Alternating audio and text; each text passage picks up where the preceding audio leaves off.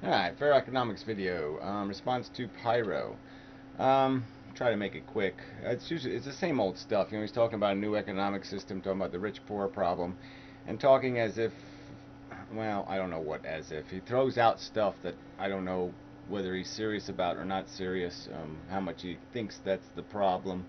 I mean, it seems like he's identified the problem that yes, there's too many rich, the rich have gotten too rich, and so you have to have mechanisms that stop people from getting too rich. And the simplest mechanism is not to allow people to inherit, okay, preposterous amounts of money, and that breaks that stream.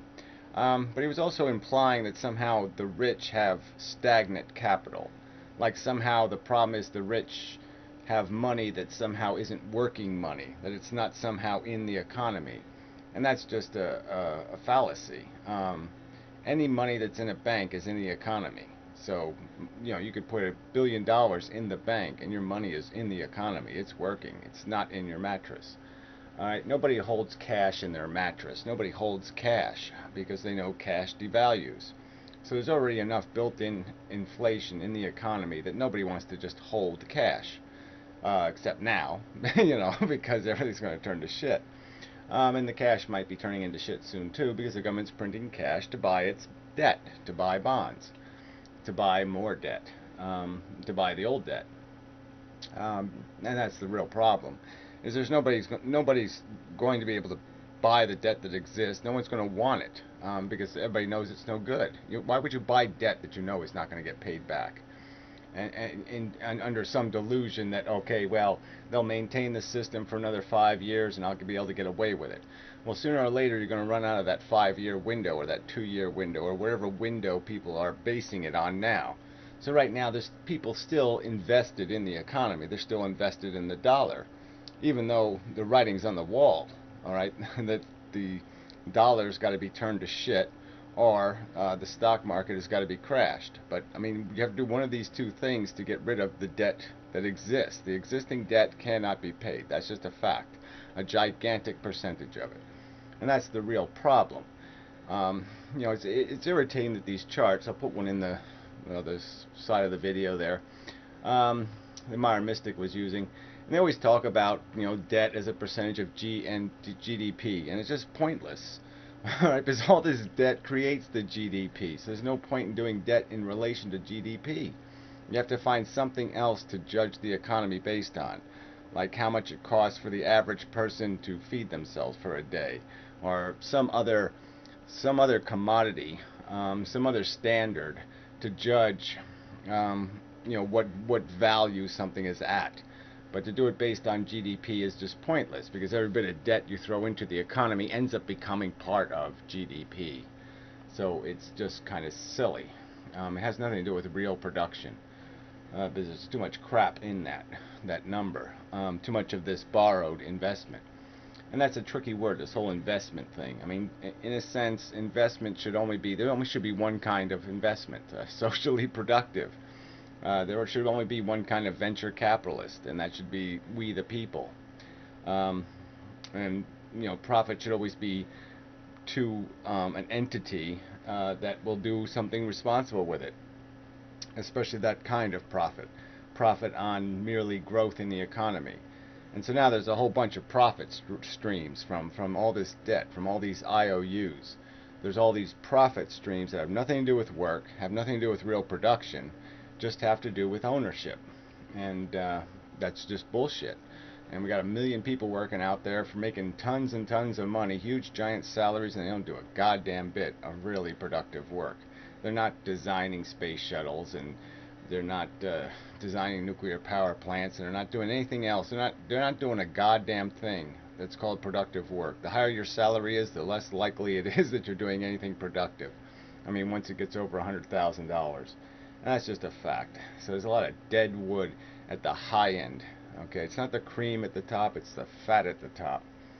Um, and yeah, the mechanisms are, the point is there's got to be every incentive to pay, to profit. Profit streams should be about work. You should get paid to work. You shouldn't get paid not to work. You shouldn't get paid to own. Ownership should not entitle you to a salary. Possessing a surplus should not entitle you to a salary. Having a surplus should mean exactly what it is, a surplus. It should be something that exists that maintains its value, but it doesn't glean you a profit. You shouldn't be profiting off surplus, and as soon as you do, you're a blight on society. You're a blight on civilization.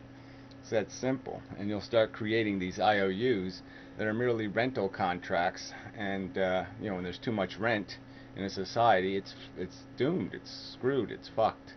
So anyway, there was nothing wrong with the dollar. There's nothing wrong with the system except the fact that people and institutions got caught up in this idea of borrowing money. The government borrowed way too much. The citizens borrowed too much. The corporations borrowed too much. Everything borrowed too much money. And there's just, it can't be, first it can't be paid back. And even if you maintained it, the interest you're paying on it is too high. There's too much money. There's more money going to the profit stream of profit on IOUs than there is money going to the profit stream of work. And that's just disaster. You can't run a civilization that's putting more resource, more incentive carrots in front of people who aren't working than people who are working. It's just that it's not going to be functional. So yeah, and there's no reason to really glorify this whole idea of entitlement to ownership. Ownership should be considered a privilege, a precious thing, something you got to earn. You got to take your driver's test. You got to take you got to meet a high standard to be entitled to anything when it comes to a free ride like that. So fuck that shit. And if we put a limit on that, that would get the money back into the economy, because people could only waste so much money, and if they waste it on themselves for no good reason, just make them bastards. But really, the point is, people keep thinking that somehow it's still productive. Like some guy building a house right now, a middle-class 3-bedroom house, is just as productive as some guy gold-plating a toilet in a mansion somewhere. Like somehow both those jobs are equal because they're getting paid the same amount of money, or it's the same skill level. And they're not equal. One is hugely socially productive, the other one is hugely socially destructive. Has no social value whatsoever. It's a waste of human labor, and it's a squandering of human labor. But yet it'll be counted as part of GDP. And it's not part of GDP because it's not part of our infrastructure. It's not part of how we live. It's not going to make anything you purchase cheaper. It's not going to make your life better in any way whatsoever. Where some guy working on an electric transmission line, he's making your life better. Some guy working on internet infrastructure is making your life better. And some guy building houses is making your life better. It's just a fact. It's making our civilization stronger. Is making the people here healthier, all that, and that's all. We've just lost all sight on what the definition of productive is. Nobody wants to touch that word. They don't even want to think that, what, you have to be productive? You mean I can't make a living spamming the internet? I can't make a living just harassing people, stealing their money? That somehow I can't still consider myself a productive and decent and good citizen if I'm doing that? Well, that's right, you can't. You're a shithead. You're a useless piece of crap. You're a blight on civilization. And people have to get a grip on this crap. But anyway, look, the money equation is simply the idea that as the rich acquired surplus, their pile of stuff got bigger, alright, and then they lent it out, and their pile of stuff gets bigger because they get back what they lent plus this interest, and it just keeps growing the pile of their claim of ownership. And so as they keep acquiring ownership, we end up renting. And we are renters. Through the federal government, we're renting. Okay, you owe a couple $100,000. That's your share. So you're $200,000 in debt. All right, through the government. And then if you're a regular citizen, you likely have some credit card debt. And then you have some, maybe you took a second mortgage, or maybe you did something else, and so you're in more debt. And that's the problem here, is that the system, we're all renters, we're all serfs already. And we just haven't been put in the position where we truly realize it yet. But that realization is going to come and smack us right in the head. And we're all going to be obliged to work for, whatever, $4 an hour, 3, 2, 1. We're going to have to compete with the Chinese. And yeah, people might get it then. You know, when they have no life at all and are living to eat, are working to eat, um, yeah, then they're going to get it. But it's going to be too late to get it then, and then you just get chaos and you get bullshit, and we're all ruined. But if they do this in a rational way, where they just admit what the problem is, that the debt has to be written off, and the way to write it off is to hurt the people at the top, the 3% that own 80%, maybe 90% of that debt is held by a tiny, tiny, tiny percentage of the human race. And so we have a choice. We can hurt most of the human race.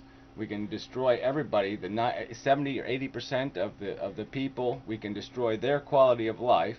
We could kill maybe 10 or 20% of those people too. I mean, outright just kill them because of the circumstances that'll be created.